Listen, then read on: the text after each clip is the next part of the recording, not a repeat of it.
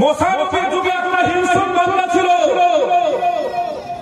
মুসা নবী আল্লাহর সঙ্গে কথা বলছে, ওই হিংস্র বান্দা বলছে যে তুমি যখন আল্লাহর সঙ্গে কথা বলতে যাচ্ছ তো আমার একটা দরখাস্ত নিয়ে যাও। কি দরখাস্ত? বলছে দরখাস্ত হলো এটাই, আমার খুব অভাব অনটন, বাড়িতে ভালো করে থাকার ঘর নাই, পালপুরে ঘর, বাচ্চা কাচ্চা নেই, খুব অসুবিধা, বৃষ্টির দিনে বৃষ্টি যতটা বাইরে হয় আমার ঘরে ঘরে হয়। তো আমার দরখাস্তটা নিয়ে যান যে আমাকে যেন আল্লাহ পয়সাওয়ালা করে। দরখাস্ত মানে গরিব আর থাকবে না, পয়সাওয়ালা হবে। তো বলছে যখন তুমি দরখাস্ত করেছো তো আমার কাজ হলো আল্লাহর কাছে দরখাস্তটা পৌঁছে দেওয়া। কে বলছে? মুসা নবী বলছে। আল্লাহ নবী মুসা কালিমাল্লাহ নবী আলাইহিস সালাতু তাসলিম আল্লাহর কাছে গেলেন। কথাবার্তা করার পর এবার আল্লাহকে সাথে বলছে, আল্লাহ তোমার একজন বান্দা একটা দরখাস্ত দিয়ে পাঠিয়েছে। বলে কি দরখাস্ত?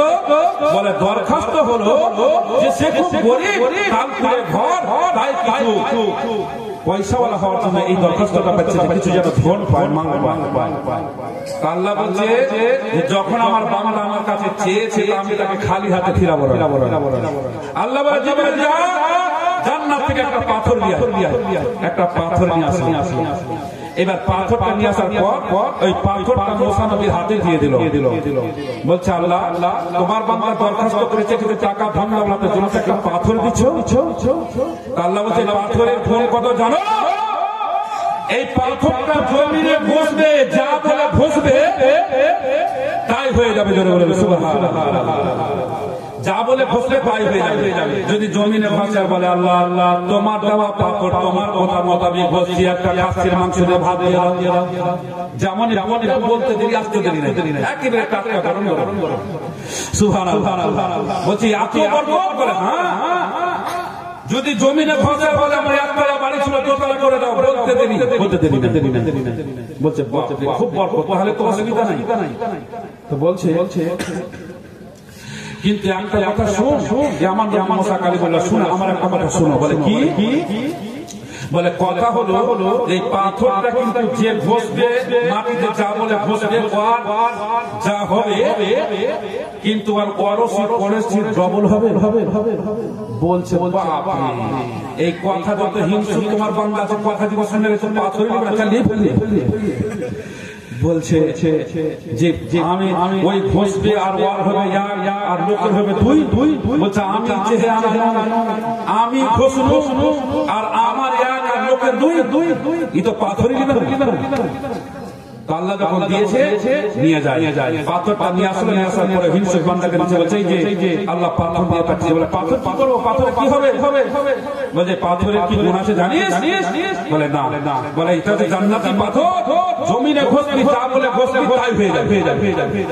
বলে মাংস ভাত হয়ে যাবে। বলে একতলা বাড়ি হয়ে যাবে। ঠিকই নাকি? বলে হ্যাঁ। কিন্তু একটা কথা শুন, তোর যা হবে লোকের ডবল হবে। আমি আমি ঘষবো আর আমার হবে একটা, লোকের হবে দোতলা না। থাক পাথর পাহেলে পাথরটাকে নিয়ে বাবা সুন্দর করে বাক্সতে ধরে তালা মেরে চলে গেল। দাদন আর লাগিয়েছে বর্ষা, বাড়িতে থাকতে পারে না তার বিবি বাচ্চা। এবার তখন বিবি আর বাচ্চা বিবি বলছে যে এই বর্ষা লাগিয়েছে বর্ষা আর আমি করবো হিংসুকের ভরসা, যা হবে বাইরে থেকে এসে আমাকে বাড়িতে রাখো, না রাখো পাথরটা আমি ঘষেই দেবো, একটা আমার হবে, লোকের দোতলা হোক আমার হতে একতলা হবে, আরামে বর্ষা দিলে ঘুমটা তো পারবো। তালাটা খুলে বাবা বাক্স থেকে চাবি দেখি বলে পাথরটা বের করলো। বের করার পর এবার আল্লাহর কথা মতো আমি পাথরটাকে মাটিতে ঘষছে। বলে আল্লাহ রাব্বুল আলামিন মাওলা তোমার দেওয়া পাথর তোমার কথা মোতাবেক আল্লাহ আমি জমিনে ঘষছে, আমার যেন ডাইনিং সিস্টেম, পায়খানা বাথরুম সিস্টেম, আমার যেন একটা পাকা প্লাস্টার করা বাড়ি হইয়া যায়। যেমন বলেছে বাবা সেকেন্ডের মধ্যে একেবারে ডাইনিং সিস্টেম, পায়খানা বাথরুম অল্প রং করা একেবারে বাড়িতে।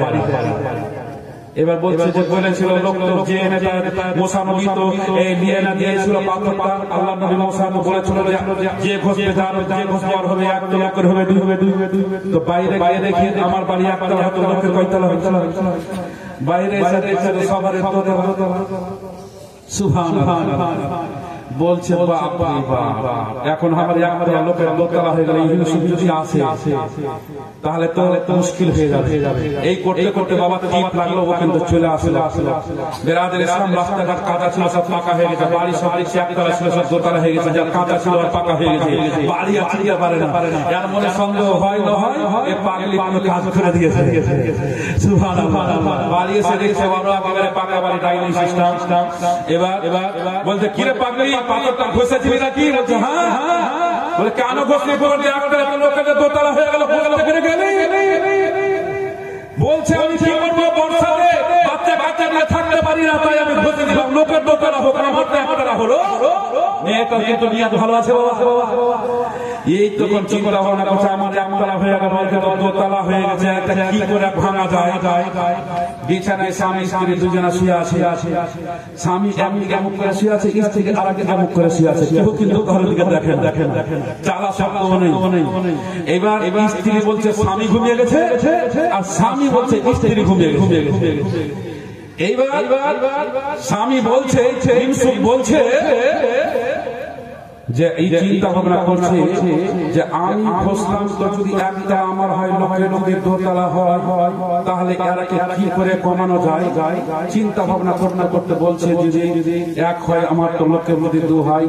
চিন্তা ভাবনা করতে সিদ্ধান্ত নিল, বলে বুদ্ধি পেয়েছি কি তো সুইটা বলছে আল্লাহ রাব্বুল আলামিন মাওলা পাথর পানিয়েছে আর সুইটা আর বলছে বুদ্ধি বের করলো। কি বুদ্ধি করলো?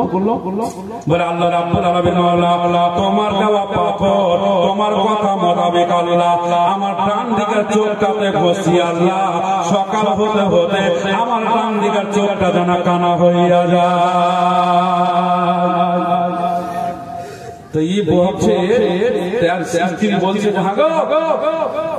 তুমি জেগে আছো না স্বপ্নে বলছো? বলে তুই ঘুমাস নি রে?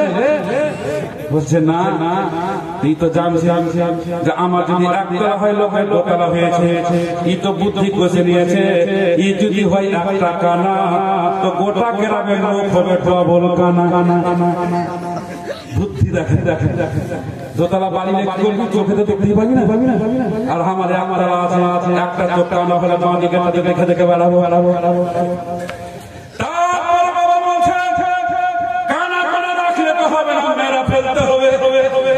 তখন বলছে যে আল্লাহ গো তোমার দেওয়া পাথর তোমার কথা মোতাবেক মাটিতে ঘষি আল্লাহ আমার বাড়ির আগা দিকে যেন 7টা ইঁদুরা হইয়া যায়। তোর বাড়ির আগা দিয়ে 7টা হলে লোকের তো 14টা হবে। এক কথা হলো আমার বাড়ির আগা 7টা ইঁদুরা হয় তো আমি একটা চোখে দেখে পালিয়ে যাবো, পার হয়ে যাবে। আর যারা ডবল কানা 14টা ইঁদুরা দেখবে আর ফটফট করে পড়বে। কত বড় হিংসু না! আল্লাহ রাব্বুল আলামিন বললেন ওরে হিংসু তোর কপালে সুখ ছিল না, পাথরটা জমা করে দে। আল্লাহর অর্ডার হলো আল্লাহর ফেরেশতা জিবরিল আমিন পাথরটা নিয়ে চলে গেল। দালান কোটা পাকা বাড়ি নষ্ট হয়ে গেল, তাল করে ঘরটা বাবা হয়ে গেল। হিংসা করে কেউ বাবা আগে বাড়তে পারবে না। হিংসা হলো বাবা ধ্বংসের মূল।